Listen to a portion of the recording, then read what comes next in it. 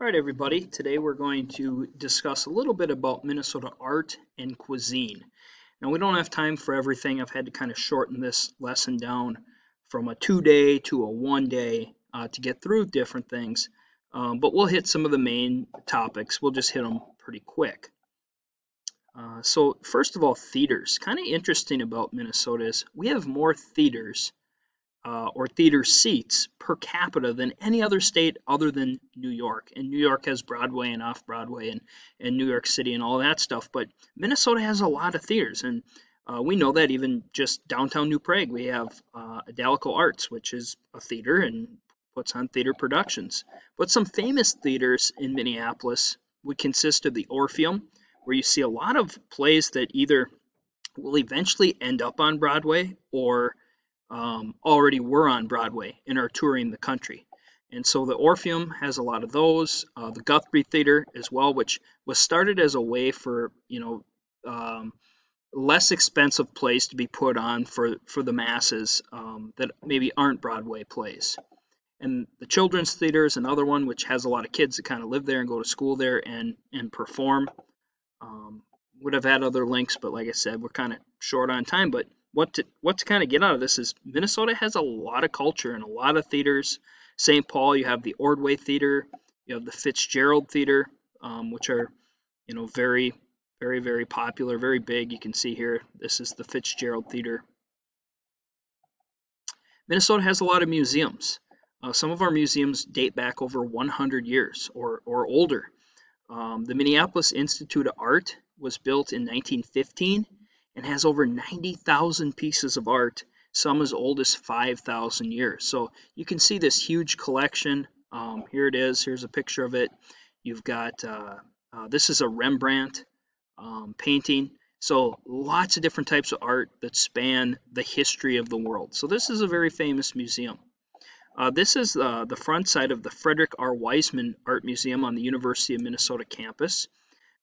This doesn't have a lot of old stuff. It has new modern art, maybe of the last, 50 years is in there. If you go to the University of Minnesota and you take a class, you may be learning in this building. The Walker Art Center, which we've talked a little bit about, started by lumberman Thomas Walker, has some more modern art. It has some older stuff, but also some more modern and lots of different styles. Some modern stuff, some old stuff, etc. And then the Science Museum, which doesn't really have art, but has a lot of old collections. I'll have a video link on it as well. That it has a really good dinosaur collection as well. A lot of you have probably been to the Science Museum. It's in St. Paul. These are little Stranger Things, Brontosaurus. Music. Minnesota has a very good orchestra. Not every state has an orchestra. Minnesota does. It's a Grammy-winning orchestra, founded in 1903. Some of you that are in band, and really are very musically inclined, really enjoy playing instruments. This is one of the higher levels that you can get to, is to play in the Minnesota Orchestra. Some different venues. Very famous one is the First Avenue 7th Street entry, which is two different venues, two different entrances, two different conference or concert halls. And First Avenue, this was actually a Greyhound bus depot at one point that I think back in the 60s or 70s was converted into basically a place for musicians to play or for concerts to go on. Well, it wasn't until 1980s when Prince played there, and it was the where Prince was playing, and it was on his movie Purple Rain that it became very famous, and lots of big acts have gone through there. They'll put a lot of those acts on the stars outside. Some of you have gone by that. Macklemore, he sang it in his one of his songs. He sings about it, right? Prince has the gold star there after he passed away. Some of our top performers, I'll have some links to some of their music later on. The Andrews Sisters were very, very famous in the 30s and 40s. They sold over 80 million records. So a very famous act. I'll have a link to some of their music. Some of it will sound familiar. Bob Dylan from Hibbing, Minnesota. Folk singer in the 1960s and 70s, considered one of the great songwriters of all time. He just sold like the rights to all of his music for $300 million. A lot of his music's been used for, kind of protest songs, anti-war songs, things like that, equal rights songs. He's from Hibbing. Then, of course, Prince that we talked about. He was, I think he was from Minneapolis, singer, songwriter, musician, actor. Very eccentric though, famous but eccentric. And he at one point he said, "I don't have a name anymore. I'm just a symbol." And so he became the artist formerly known as Prince, and this was his symbol. He passed away a few years ago. A couple of famous music festivals in our state. If you go up to Detroit Lakes, there's WeFest, which is a country music festival in August. And then also, and they have some big stars that roll through there. And then also in Walker, Minnesota in July, they have Moondance Jam, which is more rock and roll. So depending on what type of music you like to listen to, but they both bring in very famous musicians. Now we'll talk a little bit about, we'll hit on some of the main cuisine in our state, food. Minnesota cuisine has a strong background in Scandinavian and German origins.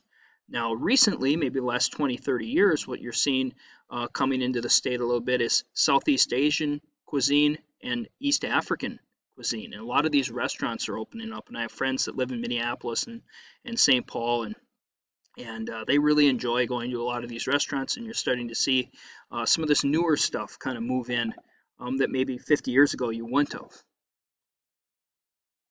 Wild rice is our state grain, and you'll see, throughout our state, wild rice soup, wild rice hot dish. People put it in bratwursts and pancakes and things like that, and you won't see that in other states as much. It's kind of a Minnesota, maybe Wisconsin, Michigan type thing. Some other Minnesota traditions, especially Scandinavian traditions, lefse, which is the Scandinavian potato flatbread. My family eats it a lot around Christmas. I'm not a huge lefse fan. If I'm going to eat it, it better have a lot of butter on it. Lutefisk, another thing. I have not yet tried lutefisk. I probably will at some point in my life, but it is a dried white fish pickled in lye. Lye is poisonous, but they end up transferring it into water where that lye becomes diluted after a while. And so I've got a link for you to watch on how lutefisk is made, and then the great lutefisk eaters in our state. And then lastly, hot dish, which usually is, I think a lot of us think tater tot hot dish, but it's kind of a Midwestern thing, Minnesota thing. It contains a starch, usually potatoes or noodles, meat, canned or frozen vegetables, and some type of soup mix. Madison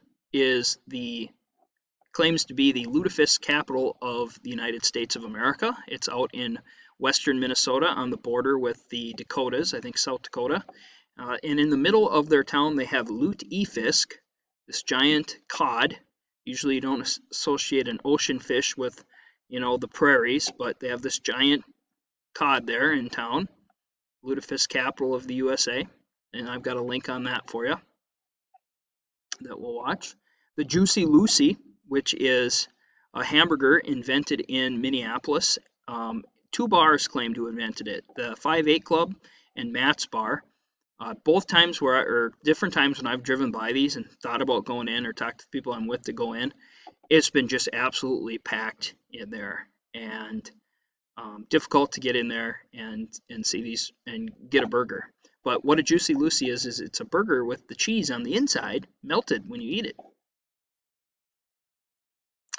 Some of the New Prague area foods that if your parents are from here, you've been living here a while, you might have heard of these. Some of you might not have heard of these, but you might if you go into some of the restaurants, Etlin's, Fishtail.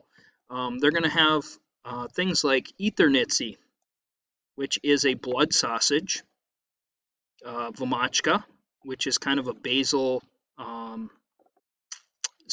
based soup, creamy vegetable soup, and then kolachkis, which they got a few different kind here, but generally the kolachkis around here are not open faced, they're closed. Prune, apricot, poppy seed are the traditional ones, but these are all kind of Czech Czech foods. And of course, we've jello is popular. Some of the desserts, like if you go to other states, they might call bars cookies, where here we've got, like a Rice Krispie bar or other types of bars, where in other states they call them cookies. So Minnesota, they're bars. The jello mold, very popular. And I've got a link to that you'll probably want to watch. It's pretty humorous. Some Californians eating, trying Minnesota foods. And you know how goofy those California people are. So just a chance to look at that in a little bit. But like I said, we didn't have time to see a whole lot of this. I'll have links to some of the music and some of those people, and of course some of the food as well. So that's it for today, and I'll see you tomorrow.